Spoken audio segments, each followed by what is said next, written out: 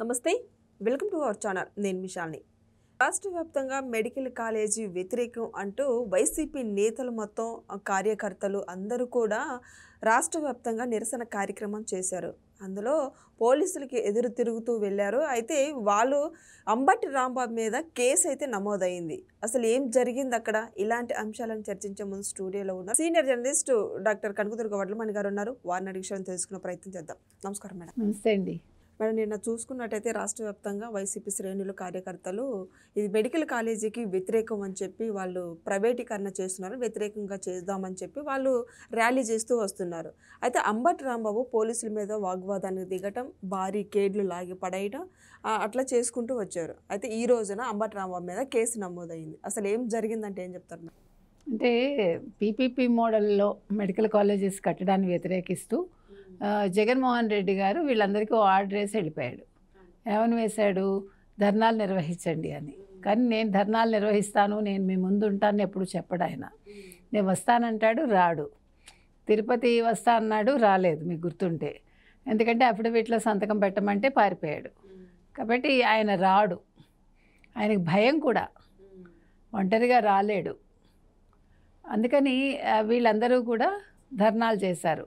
మీకు అక్కడ రోజా చేసింది, తర్వాత పేర్ని నాని చేశాడు, తర్వాత వల్లభనేని వంశీ, ఇలా ఎక్కడికక్కడ వీళ్ళు ధర్నాలు చేశారు.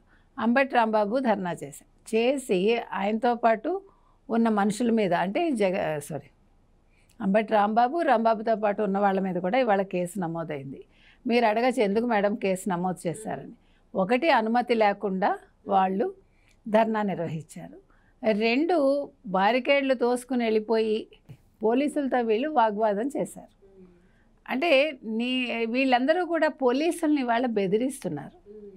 వైసీపీ కూటమి ప్రభుత్వం వచ్చాక చేస్తున్న పని ఏంటంటే, పోలీసుల్ని ఎక్కడున్నా సప్త సముద్రాల అవతలున్నా లాక్కొస్తాము, మీ బట్టలు కూడా తీసుకొడతాము, అది సంస్కారం అనుకుంటున్నారు.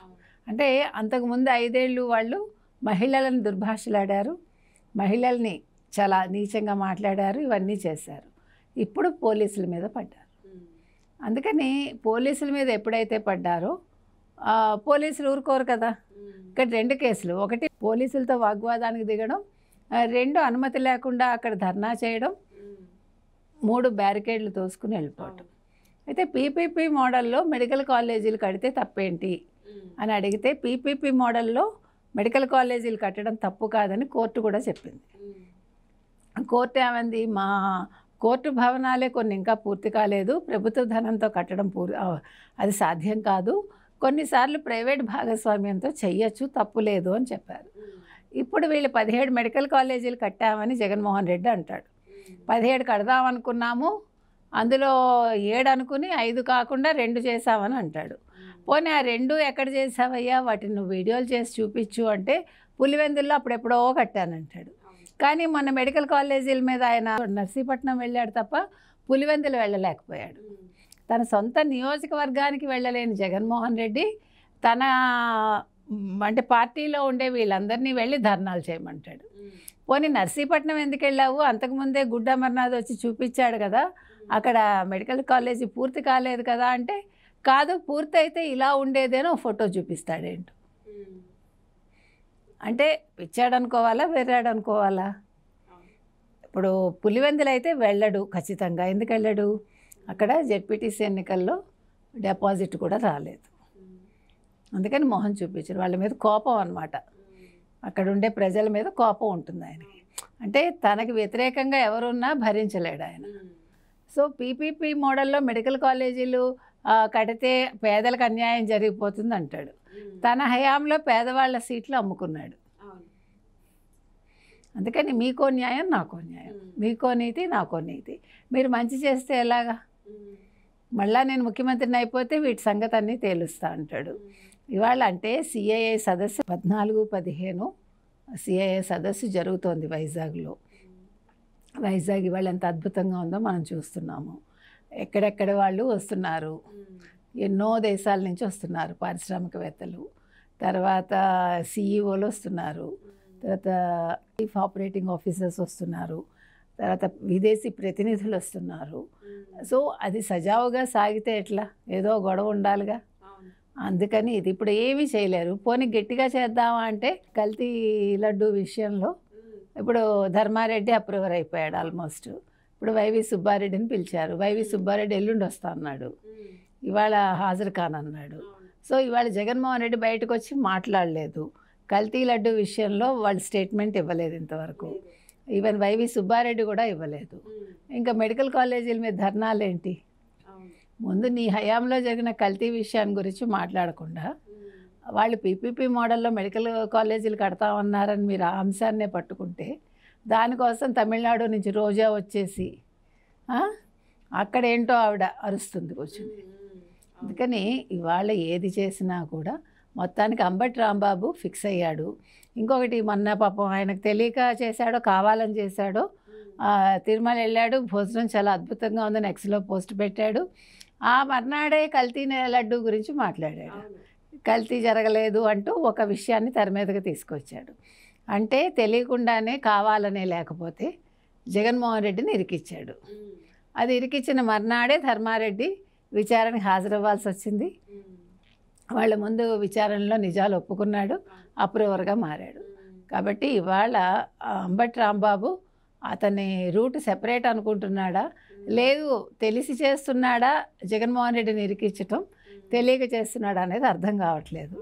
మొత్తం మీద అంబటి రాంబాబుని అయితే పోలీసులు పిలుస్తారు, మరి వెళ్ళి అక్కడ వాగ్వాదం చేస్తాడా? అంబటి రాంబాబు మీద ఇంత గతంలో కూడా కేసులు నమోదయ్యాయి, చాలా ఉన్నాయి ఆయన మీద. సో అన్నీ కలిపి విచారిస్తారా? ఈ ఒక్క కేసు విచారిస్తారా? మరి అంబటి రాంబాబు కూడా జైలుకి వెళ్తారా? చూడాలి మరి. మేడం మొత్తానికి వీళ్ళు ఇంకా ఈ మెడికల్ కాలేజీ వ్యవహారమే అంటే వాళ్ళు చేసిన తప్పులు కప్పిపుచ్చుకోవడానికి ఇలా వీళ్ళు అల్లర్లు చేస్తున్నారు, రాష్ట్రంలోకి వచ్చి ప్రజల్లోకి వచ్చి జగన్మోహన్ రెడ్డి ఎక్కడానని కూడా ప్రజలు అడుగుతున్నారు. మరి అసలు ఏం జరగబోతుందంటే ఏం చెప్తారు మేడం? ఏం జరుగుతుంది? ఏమీ జరగదు. ఇంకా ఇప్పుడు ధర్నాలు అయిపోయింది, నిన్నటితో అయిపోయింది, మళ్ళీ చెయ్యరు. ఇప్పుడు లడ్డు విషయం మాట్లాడే దమ్ము లేదు. మీరు అన్నారు జగన్మోహన్ రెడ్డి ఎక్కడాని ప్రజలు అడుగుతున్నారని. ఆయన అప్పుడప్పుడు వస్తాడు, అలా మెరుపు తీగలా వస్తూ ఉంటాడు. మరి కల్తీ లడ్డు విషయంలో మాట్లాడటానికి వస్తాడా రాడా? పనిలో పని మరి మెడికల్ కాలేజీల విషయం మాట్లాడతాడా, మళ్ళీ ప్రస్తావిస్తాడా, ఏం చేస్తాడు చూడాలి. ఇప్పుడు యలహంకలో ఉన్నాడా, తాడేపల్లిలో ఉన్నాడో కూడా మనకు తెలియదు, ఎందుకంటే ఎప్పుడు ఎక్కడ ఉంటాడో తెలియదు కదా. కాబట్టి మరి ఏం చేస్తాడో చూడాలి. ఇప్పుడు మరి ఎల్లుండ వైవి సుబ్బారెడ్డి సిట్టు ముందు హాజరు కావాలి కాబట్టి మరి ఇవాళ వచ్చి ఆయనకి ఏమైనా దిశానిర్దేశం చేస్తాడా అంటే లాయర్స్తో కలిపి అనేది చూడాలి. ఆవులు మేత వేరే రకంగా తింటే పాలు అలా వస్తాయి, లేదు ఆవులు అసలు మేత తక్కువ తింటే కూడా పాలు ఆ రకంగా ఉంటాయి, ఆవులు సరిగా తినకపోతే అలా ఉంటుంది, ఏంటంటో చెప్పాడు ఆయన. కాబట్టి అది అవగాహన రాహిత్యం అనేది మీకు అర్థమవుతుంది. తర్వాత ఆ రకంగా పాలు మారిపోతాయట ఏంటో, అంటే మనకి తెలియదు, కొత్త విషయం ఇది. ఇంకొక ముఖ్యమైన విషయం ఏంటంటేనండి, ఆవులు ఎక్కువ పచ్చగడ్డి తింటాయి. అది కూడా ఆవుకి చాలా శుభ్రం ఉంటాయి అన్నమాట. వాటి కొట్టాలు కూడా చాలా నీట్గా పెట్టాలి మనం, అది కూడా తెలియదు ఆయనకి. ఆవులు ఫ్రెష్ గడ్డే తింటాయి. ఎందుకంటే మా ఇంట్లో ఆవులు ఉండేవి, మా చిన్నప్పుడు గేదెలు కూడా ఉండేవి. గేదె వేరు పెంపకం, ఆవు పెంపకం వేరు. అందుకని ఆవు పాలు చాలా పల్చగా ఉంటాయి. నెయ్యి కూడా గేదె నెయ్యి ఒకలా ఉంటుంది, ఆవు నెయ్యి ఒకలా ఉంటుంది. అది ఇంట్లో తయారు చేస్తే కదా తెలుస్తుంది. పాప ఆయనకి ఏం తెలుసు కదా. అందుకని ఆయన ఏదో మాట్లాడతాడు, నవ్వుల పాలవుతూ ఉంటాడు, అభాస్ పాలవడం అంటాం మనం. సో అలా మాట్లాడుతూ ఉంటాడు అంతే. Thank you madam.